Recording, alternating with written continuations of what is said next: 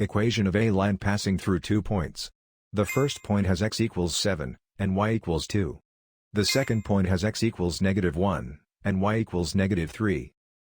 First, place the 2 points on the coordinate grid. The run is the horizontal change, from x equals 7 to x equals -1, the run is -8.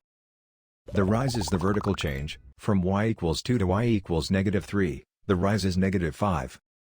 Slope is rise divided by run, -5 over -8, which simplifies to 5 over 8. Now draw the line through both points. Start with point slope form, y minus y1 equals m times x minus x1.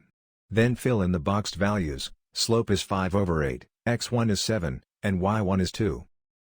That gives the specific point negative slope equation for this line. Finally, solve for y to get slope negative intercept form. The graph and the equation describe the same line.